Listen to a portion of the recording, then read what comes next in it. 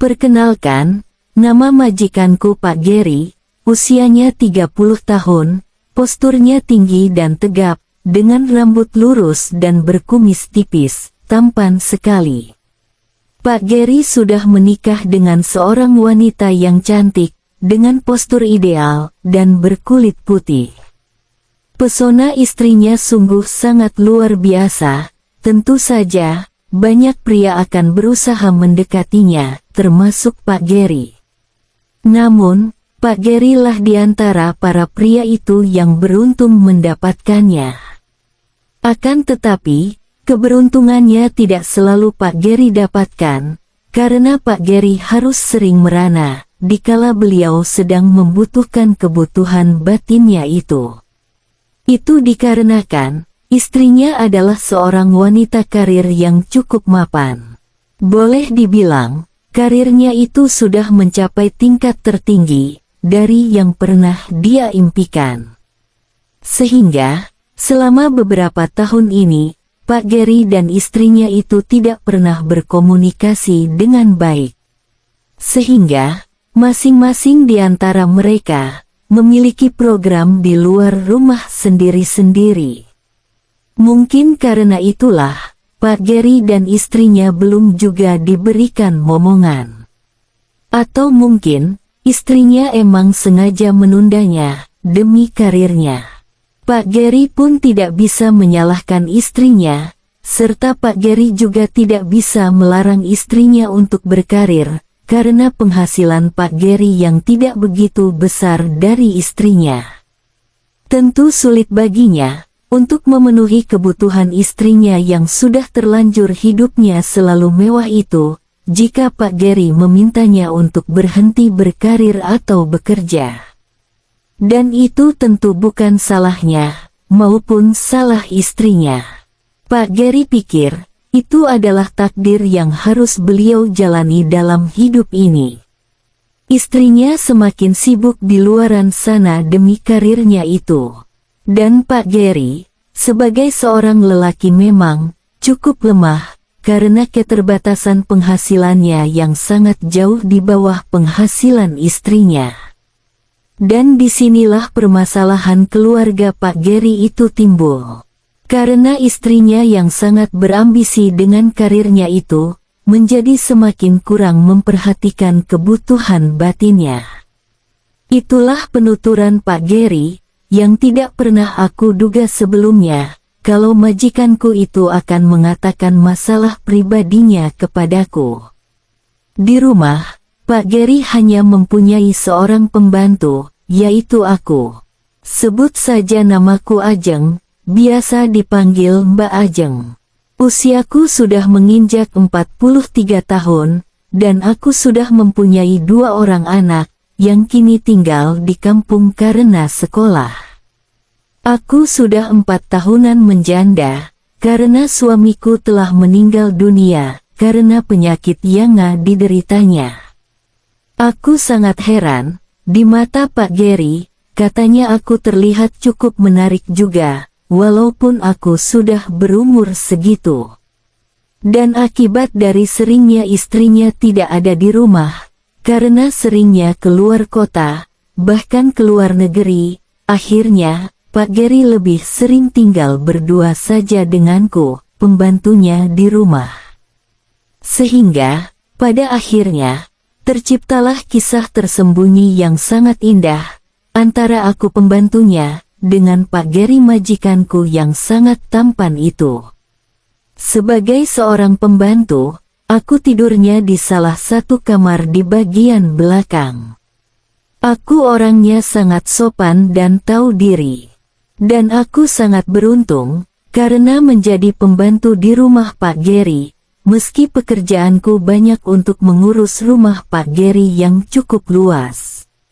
Tapi aku senang, karena bisa melihat Pak Gary, majikanku yang ganteng itu, karena istrinya sibuk dengan kegiatannya di luaran sana. Tapi itu ternyata, malah membawa berkah yang lain bagiku. Kisahku ini bermula, ketika malam itu, sekitar jam 10 malam. Aku melewati ruang keluarga, di mana pada saat itu, Pak Gary sedang nonton TV. Tapi, saat aku perhatikan, ternyata ia sedang menonton film barat. Dan ketika aku dekati, betapa kagetnya aku mendapati posisi Pak Gary yang tidak sewajarnya. Di mana ketika itu, sesuatu yang dimiliki, yang masih dalam tempatnya, terlihat tampak menjulang hormat. Seketika aku takjub, dan juga begitu penasaran. Akan seperti apa bila itu dalam keadaan nyata. Pikiranku pun jadi kemana-mana, ingin rasanya aku mendekat, dan menyapa sesuatu itu. Namun, aku takut, kalau nanti Pak Gary, majikanku itu, akan salah paham terhadapku. Aku yang sudah bertahun menjanda, tentu membayangkan akan hal itu, bila sesuatu itu akan masuk ke dalam alam kehidupan yang aku miliki. Setelah lama aku mematung dan memperhatikannya, sampai akhirnya, aku tak kuasa membendung gejolakan itu. Kemudian, aku melangkah ke kamarku yang ada di belakang. Sesampainya di sana, aku terus kepikiran yang tadi, yaitu sesuatu itu pada majikanku, benar-benar membuatku gundah. Aku lihat jam dinding kamarku sudah pukul 12 malam, namun aku sulit sekali untuk memejamkan mata, karena terus kepikiran aset bersejarah Pak Gary majikanku. Ketika aku mencoba menutup mata, tetap saja aku tidak bisa tidur. Dan tanpa aku sadari, tangan kananku tiba-tiba sudah mulai menuju pada sesuatu itu. Tak lama berselang, aku pun merasa sangat terganggu, dan terbawa suasana, sampai akhirnya, aku mendapatkan hasil itu dengan sempurna. Akan tetapi, tak sesempurna jika itu semua dikerjakan secara nyata, dan setelah itu, aku baru bisa istirahat. Pagi harinya, aku sangat malas sekali untuk bangun dari tempat tidurku, sehingga aku memutuskan untuk tidur lagi, meski banyak kerjaan di hari itu. Kebetulan, hari itu nyonya majikanku sedangkan gas menemani bosnya ke luar negeri. Belum lama aku memejamkan mata kembali, tiba-tiba, aku mendengar suara langkah kaki di depan pintu kamarku. Kemudian, terdengar ketukan. Aku tetap diam saja, "Mbak," panggilnya dari luar. Ternyata, itu ialah suara Pak Gary majikanku. Mau apa dia pagi-pagi, pikirku dalam hati. Aku masih diam tak menjawab panggilannya itu. Aku mencoba pejamkan kedua mataku lagi. Ketukan di pintu terdengar lagi, disertai panggilannya. "Ah, biarlah," pikirku, sambil terus memejamkan mataku.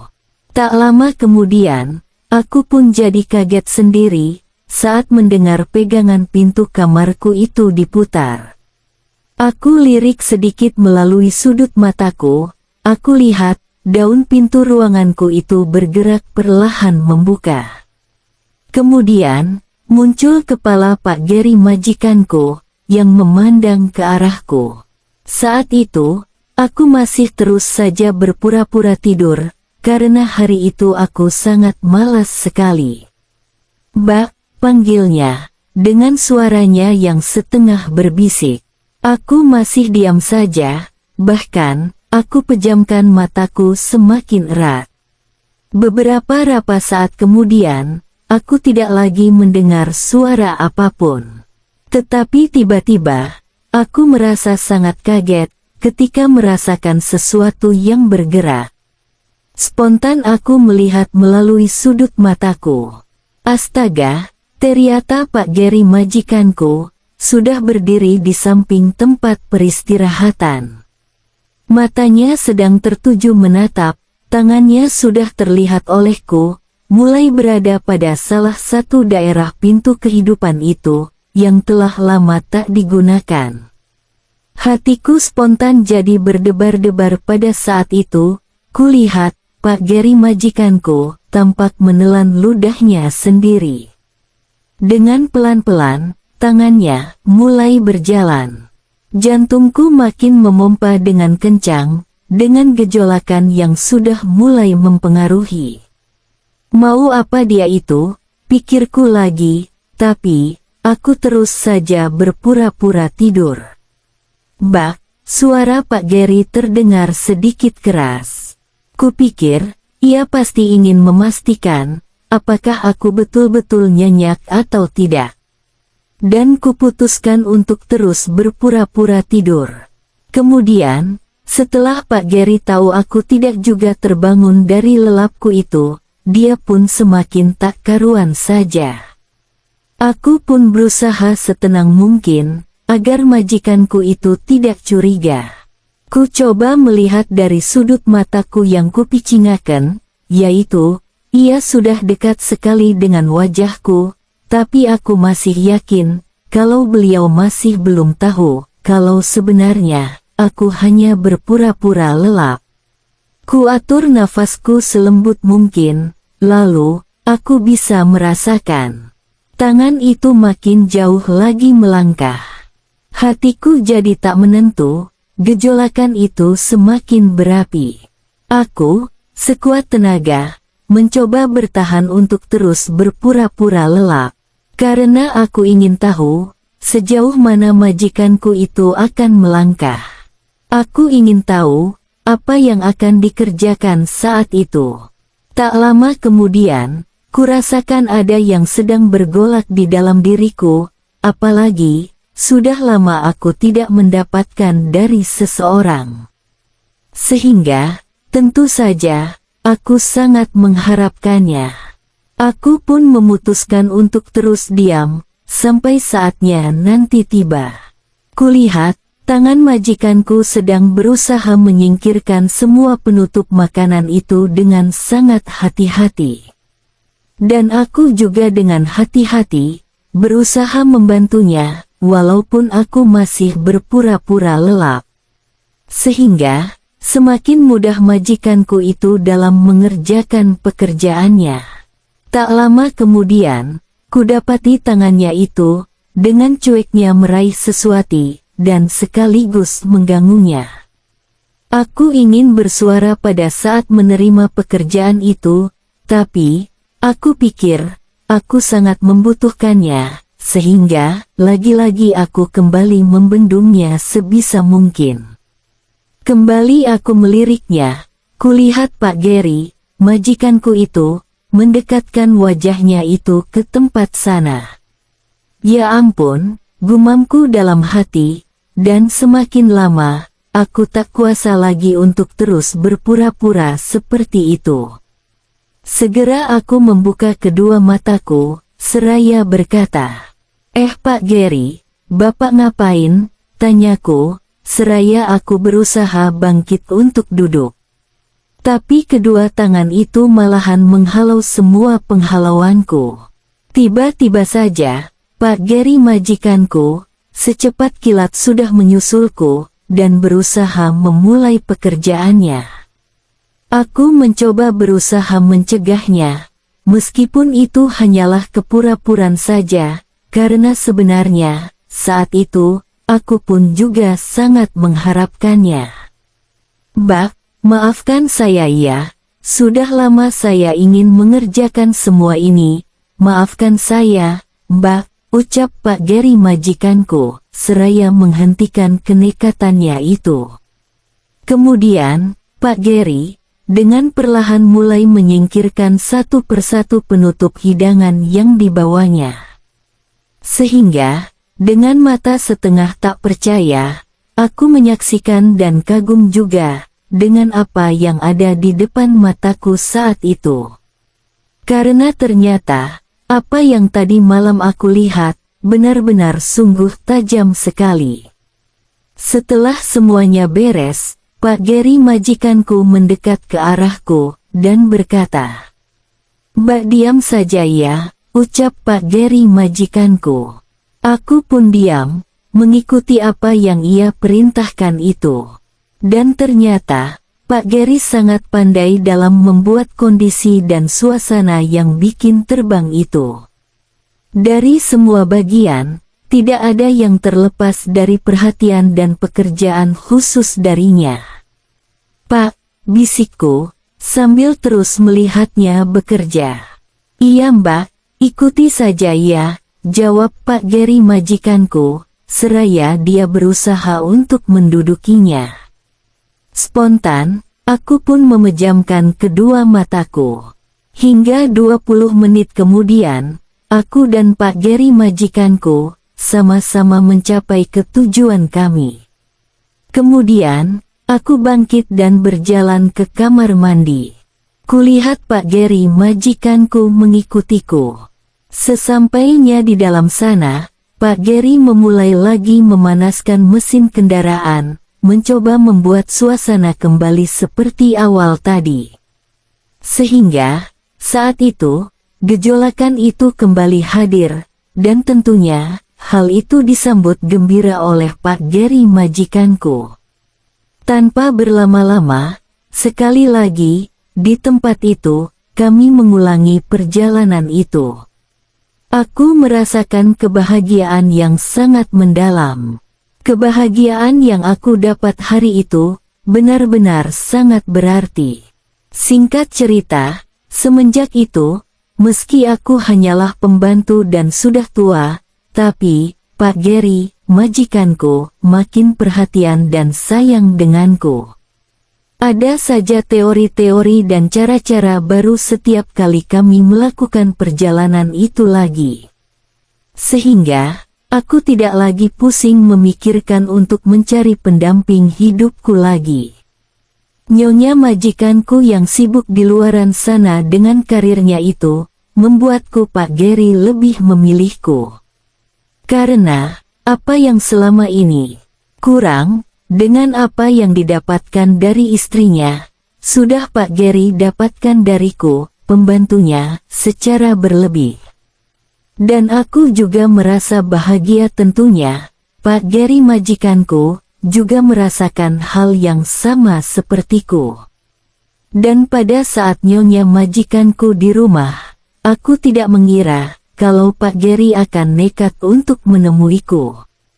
Majikanku itu bilang, kalau sangat kecewa sekali pada istrinya, karena bilang capek, ketika Pak Geri akan mengambil haknya. Terus, "Kenapa jadi saya Pak?" tanyaku pura-pura tidak ingin membantunya pada malam itu. "Gak apa-apa kan Mbak, kalau saya minta bantu sama Mbak," ujar Pak Geri majikanku, dengan muka kusam. "Tidak, kali ini saya kesal sama Bapak," jawabku, masih pura-pura untuk sekedar menguji keseriusannya. "Kesal kenapa Mbak? Ya udah. Nanti gaji Mbak akan saya naikkan," kata Pak Geri mencoba mengambil hati, padahal, aku hanya pura-pura saja. "Pokoknya Mbak gak mau Pak, abis, sudah seminggu ini dicuekin," jawabku sambil memalingkan muka. "Mbak, maafkan saya tidak ada maksud begitu sama sekali," jawab Pak Geri sambil mendekat, dan memberikan tanda keseriusannya. Dan seketika itu, sangat terasa mengganggu sekali. Kemudian, aku menoleh sambil tersenyum. Pak Geri malah menjadi, dan terus saja kemana-mana, tanpa meminta izin dari pemiliknya. Secara spontan, aku pun mengikuti langkahnya dengan gelagapan. Tak butuh waktu lama, akhirnya, aku pun tidak tega, dan membantunya dengan penuh keikhlasan. Mengetahui hatiku sudah melunak, Pak Geri kemudian mengerahkan seluruh kemampuannya, untuk bisa mendapatkan semuanya.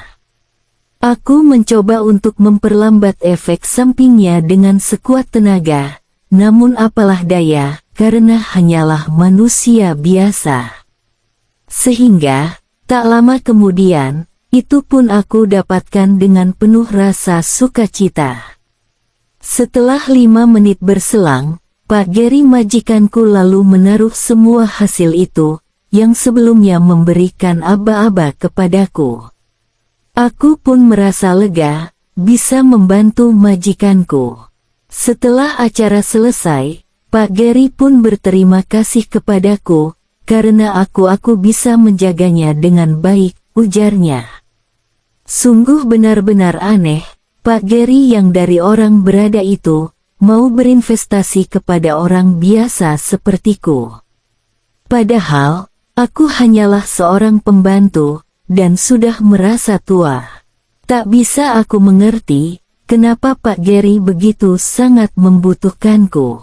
Dan setelah kupikir-pikir, rupanya Pak Gary majikanku telah berkata jujur, kalau dia benar-benar sangat kurang perhatian dari istrinya.